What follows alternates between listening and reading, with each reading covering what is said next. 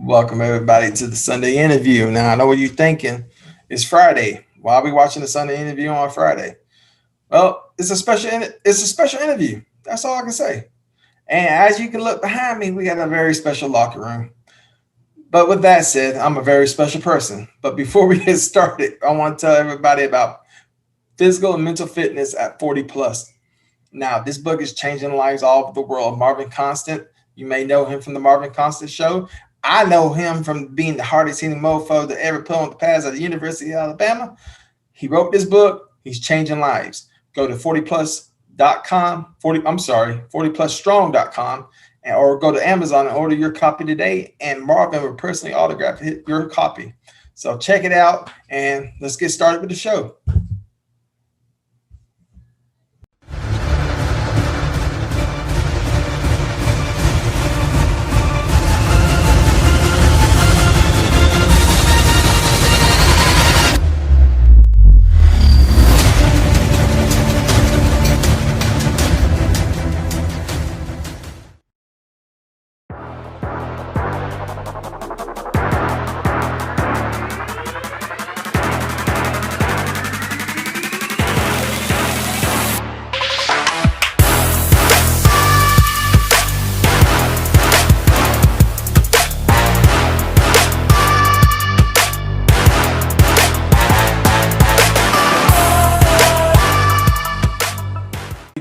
Josh Pate, how you doing, my man?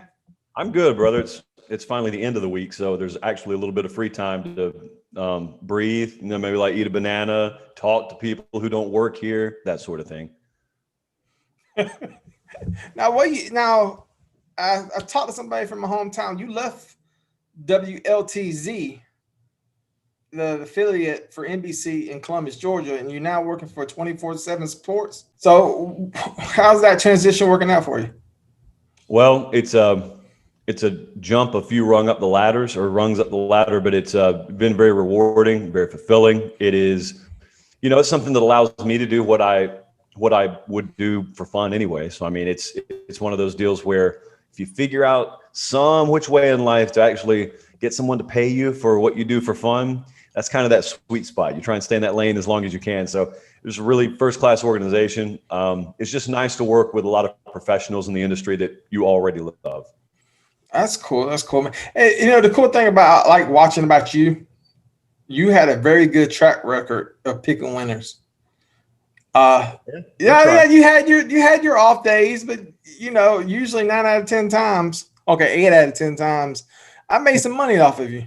Because I will watch you and you will pick I'll exactly watch your picks. And then I said, you know what? He usually has a good track record. Let me go ahead and put 50 on Alabama.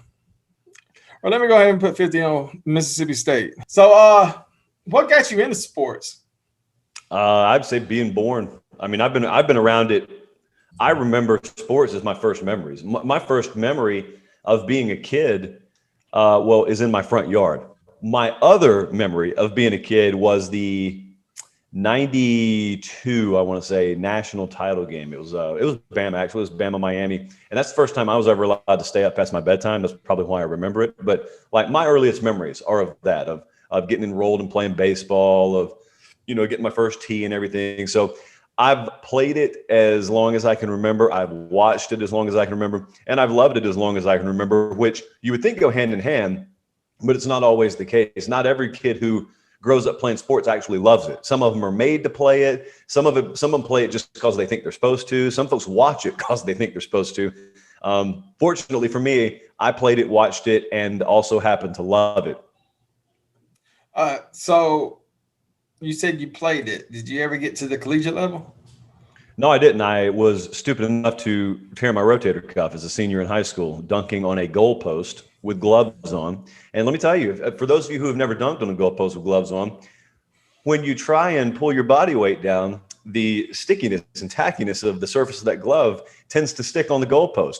And if your shoulder's not ready for it, then the full weight of your body will pull down on your shoulder. And I mean, if you look at this part of the anatomy, there's just not a whole lot there to hold up someone's entire body weight. So the rotator cuff is what went. Had to DH my senior year in high school, led the region in hitting my senior year, but had to DH my senior year in high school. And I didn't rehab properly either. So I'm one of those. I think the count now is at about 14 trillion people who say, I would have played college, but I got hurt. That's me. I tell that story. Well, it's cool, but we enjoyed, at least I did when I was in the area. I enjoy watching WLTZ, and I do watch a little bit of 24/7 Sports. But I want to do something special. Now we're going to break the third wall. Today is October 30th. So what I want you to do, I want you to pick this week's game. Now this episode is going to be aired next Friday. So if you're watching right now, these games already happened. So what I want you to do is go ahead and pick this week's games. And then so when you're watching it, you can say, how good was Josh's track record? So are you ready? We're only going to do SEC games. All right, let's go with the caveat, obviously, that I would advise about 1,000 picks before you calibrate your opinion on someone's ability to pick games. So if I do great, I want all the credit. But if I don't do great, I just don't want any of the blame. That's all I'm asking. All the credit, none of the blame. So let's go. Here we go. Okay. 12 p.m. Georgia and Kentucky. Yeah, this is one I think a lot of people are overthinking the room on. Kentucky, I think the perception and reality of that team a little bit detached. Any team who is heavily reliant on turnover margin to fill a score, as I like to say, which is get the points you're supposed to get, it doesn't last. That's why I was very heavy on Missouri last week. I thought going into the game, Missouri was better than Kentucky. That got me virtually slapped by a lot of people, but it was true, and they dominated Kentucky. So this week, I think a lot of folks look at that and they say, all right, Georgia's got Florida coming up week after. I couldn't care less about that because they didn't play anyone last week. I also know that Kentucky's offense is very limited. So to cover, I don't know what number you're even looking at right now. You got 14.5, 16.5. What do you have? I just got the schedule. Okay, so I mean that number's moved around a lot this week. Point is, I like Georgia to win and cover this week. Any number under 17. All right, so let's do straight up Georgia or Kentucky. Okay. Yeah, I'll take Georgia comfortably. Take Georgia. All right, because this is not a gambling show. No. Yes, it is.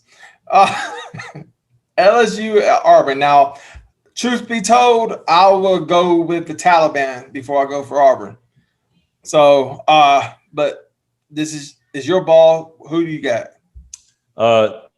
Didn't see a whole lot of skill in picking this one, only because they're obviously facets of LSU's team that are unpredictable by the very nature that you haven't seen them play this year. Of course, being TJ Finley, he's got one game under his belt, starting at quarterback. Looked good last week, but they were also, I think, 53-21 run to pass ratio. Auburn was close to a 2-to-1 run to pass ratio on the road at Ole Miss. So they both got wins last week.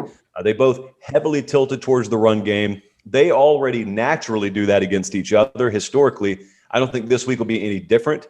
This is one of those that both teams need to win. Neither team can afford to lose. And so my favorite lean on this thing by 10 miles was under 65.5, but I very slightly lean towards the LSU side of things. I can't call it my most confident pick in the world. Well, you know what? Like I said, I'm taking LSU just because I hate Auburn. That's just me. Fair enough. All right. As good a reason as I had, I guess. Now, you know what? This is going to be an easy one. I know what you're going to say because everybody in the world is going to say it. Ole Miss at Vanderbilt. So tell me why Ole Miss is going to win. Well, they're the better team. I mean, it's really that easy. I think a lot of folks, if you were to throw the game out, man, they try and get a little philosophical on you and impress you by the fact that they know the starting right guard for Vanderbilt. Vanderbilt's not in the league of the number 13 team in this conference, whoever you want to call number 13. There's such a gap between 1 through 13 and then the number 14 team in the SEC right now, which is Vanderbilt. I can almost see Vanderbilt University out of my window here right now. So if anyone was going to be a homer, if anyone was going to have pro Commodore bias, it'd be me. But I will I'll take anyone in the league against Vanderbilt, home or road situation. Don't care what the situational dynamics are. All right, so Texas A&M and Arkansas. Who you got? Really love Texas A&M this week. Arkansas has been a very good story, but see, what I just said is using emotion. if you're trying to be very calloused about this and try and actually get a few extra dollars in your pocket, all that screams to you is very good value on Texas A&M. Texas A&M is one of the 10 best teams in America right now. I don't normally look at the AP poll, but I think they have them ranked in the top 10. I think they're actually right about that currently, and would be in a much better situation had they not lost so much wideout talent to injury and transfer and all kinds of stuff. So the line opened at 10, and I told all our people to get it at 10. Things stretched to, I think, 12.5 right now. Don't know where it'll rest. Could see it as high as 2 touchdowns. Could come back down to 10 by game time. But I really like Texas A&M. Arkansas is another one of those teams, kind of like Kentucky. It's really been relying on turnovers. And like I said, it's great when you get them. It's wonderful. There is no system, data and analytics driven, gut driven, or otherwise known to man that is built to predict turnovers. They are a totally random occurrence. At the end of the year, you'll look and you'll see some teams with a better turnover margin than other teams. That's true, but you can't predict them week to week. So if I can't predict turnovers week to week, I'm just relying on how good a team are you, how good a team are you, and how wide is my gap in power rating between you two. And I would lean, obviously, very heavily Texas A&M this week. It ended up being one of my favorite games, even against the number. If Arkansas is going to buck that trend, it's not going to be because of turnovers. It'll be because of Felipe Franks. They've had a lot of spotlight shown on their defense up there. I think their offense has performed well above expectation too. Having said that, A&M's not seeing anything they haven't already seen. They've already faced the 2 best offenses in the conference. They are 1-1 against them, obviously Bama and Florida. So it's not a task too tall for Mike Elko in that defense. So I will take A&M to win and win by double digits. We got Florida and Missouri. Now, listen, I got Florida. Not happy about taking Florida, but if I had to put money on it, I would take Florida. Who you got? Yeah, Missouri is one of the most undervalued, let me say, teams still in the conference. And we've ridden them a couple of times and really like them. I think that's a team that has a gear or maybe a couple of gears left offensively. I don't know that they started the right quarterback at the beginning of the year, and I think Eli Drinkowitz has realized that at this point. So Connor Bazelak's the guy for them now and moving forward.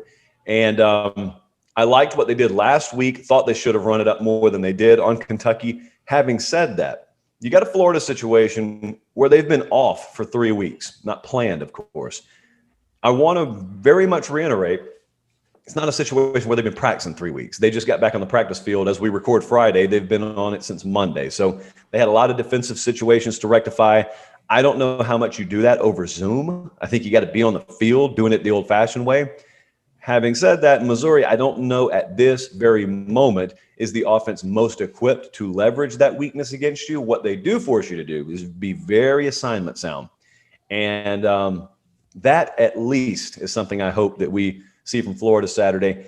I took Florida to win and didn't really have an opinion on the number, but I did solidly lean Florida. And so does the league office, because they need that Florida-Georgia game next week to be everything that it can possibly be.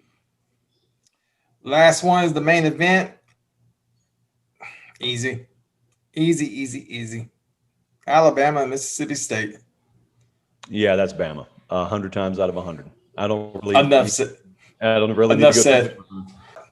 As you watching this right now, this is this week's games. So real fast, just straight, no explanation, just hit me up. Georgia and Florida. Who you got? No opinion yet. Would have to watch this week's game.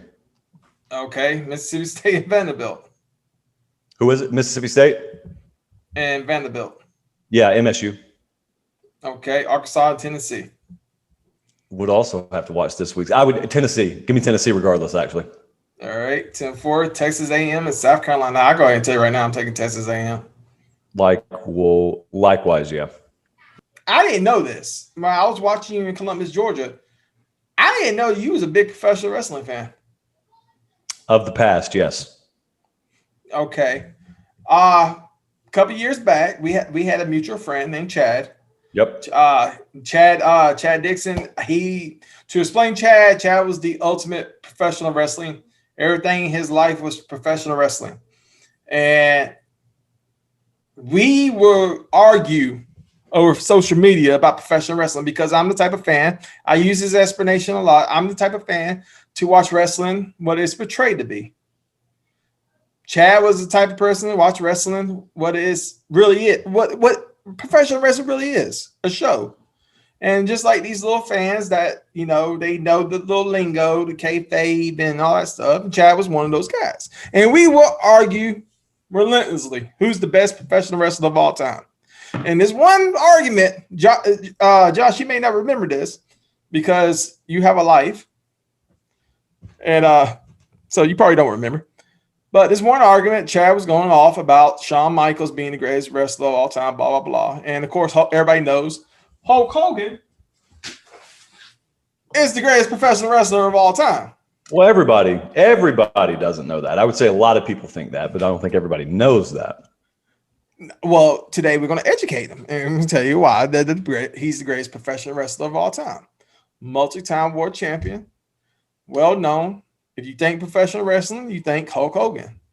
You don't think Shawn Michaels. Nobody you could ask 50% of the world right now who Shawn Michaels is. They'll just look at you. But you ask 50%. Ask 50% of the world how to tie their shoe, and they'll probably look at you too. So I don't know that I use anything. That's true. But no, so I won't hit this too hard. So who's your favorite professional wrestler? Shawn Michaels. Jesus loves me. Okay. He does. And Sean will tell you too. So what are we looking at? We're looking at in-ring. We're looking at performer. We're looking at like I said, look, I watch wrestling for what it's portrayed to be. And when I watch wrestling, I get psyched up like I'm watching MMA, especially if they promote it right. If they promote a wrestling event right, like they do in boxing, I'll get goosebumps. I'll get I'm ready for a fight. So that whole work rate crap people use, WWE tries to sell you on that stuff. Look, Hogan, I would take Hogan and Kevin Nash over Shawn Michaels and Kenny Omega any day of the week. I don't know anything about Kenny Omega because I didn't watch that late. I will tell you, I really don't either, but I know the name. I laugh. Well, I'm not physically because it's still early in the morning for me because I went to bed at 3:00 last night after recording. But if I had the requisite emotion in me, I would laugh in the face of someone suggesting Kevin Nash and then that little greater than symbol and then Shawn Michaels in anything short of a height contest. I would laugh at it. There may be some roller coasters Kevin Nash can get on that Shawn Michaels isn't allowed on. But other than that, I don't know that he is besting him in anything. And you know what I'd love to do? I'd love to zoom my little camera out here. I would love to add 2 chairs over here. And I got Nash and I got Hogan and let them share their opinions with you. I think they may actually, now, of course, they're not going to tell you he's a better performer all the time. But I do care about the in-ring stuff because the spectacle aspect never really appealed to me much. So my viewership was mainly tied to what's happening in the ring. So I guess that should be noted.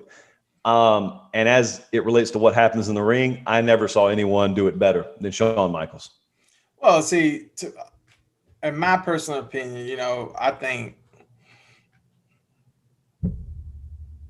championships matter. Who wins the fight?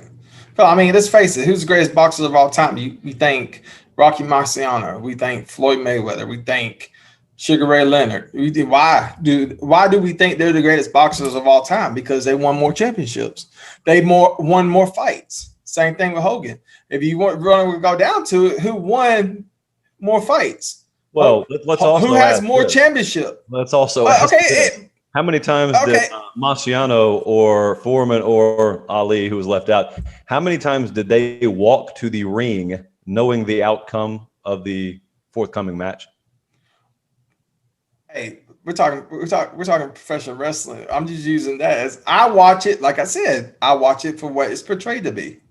I don't, and as it portrayed to be, as I remember, Hogan whooped that on Shawn Michaels in some 05. But I won't leave it right there because, quite frankly, when it comes right down to it, Hogan's his man. And Chad, rest in peace. He's not here to argue this point. If he was, the exact thing he would say is, "Joey, shut up." I know he'll say that. There you go. But hey, listen, I got just real fast, couple predictions. I know you got to go. You took some time out of your busy day to come on the show. I really do. I humbly appreciate it. I even got a new background for you because I was like, man, Josh Pate's gonna come on here. I gotta do things correct. But real fast, national championship. Who you got? At the moment, I haven't moved off of Alabama Clemson. That's just my 1-2 right now. So, or actually, I've got Ohio State 2 right now. So, I mean, I guess I'd say Alabama, Ohio State. Understanding, obviously, there's no skill until you know what the semifinal matchups are. Well, at this time of the recording, Trevor Lawrence tested positive for COVID-19. Do you think that's going to have an effect on Clemson? Nope. Well, this weekend, in terms of the outcome, and we're talking about Boston College, no. Now, you're airing this next week. They got Notre Dame coming up, maybe a little bit different story. So I guess it's a remains to be seen situation there. I think it'll have an effect. I don't know if we're talking outcomes of games, a loss versus a win, I'm still a little unclear on that. Okay, I mean, real fast, Super Bowl. We know the Falcons are a shoe-in for the Super Bowl, but who do you think you're going to play in the AFC against the Falcons? I can't tell you that I have watched an NFL game this year. Sunday's my busiest day, so I never get to watch NFL. So I probably feel about as detached from that product right now as I ever have in my life. I don't even know. Really? I'm going to let you make my picks for me. I'm just going to blindly trust you. Okay, the Falcons and the Browns. There you go. Sounds good. Makes a whole lot of sense. Everybody at home is like, Jesus. I'm a big Falcon fan. I feel bad right now. But Josh, man, listen, it was fun talking sports with you. It was fun talking wrestling with you. I have 10,000 more questions to ask you. I really want to get in more detail of sports, but you took the time to come talk to me. I'm humbly appreciate it. Thank you. But I know you got a meeting. With that said, ladies and gentlemen, do you have anything that you want to plug real fast? 24/7 Sports YouTube channel, Late Kick Podcast, at Late Kick Josh on Twitter. 1, 2, 3, very simple. You heard it here first. Ladies and gentlemen, the one and only Josh Pate. Josh staying online. To everybody else, if you haven't pushed that subscribe button, you need to go ahead and do it now because it means so much to me if you push that subscribe button. And the more subscribers we get, the better content we can give. Ladies and gentlemen, this was the special edition of the Sunday interview. I know it's Friday, but it's special. Ladies and gentlemen, Josh Pate, stay on the line. Everybody else, see you next Sunday.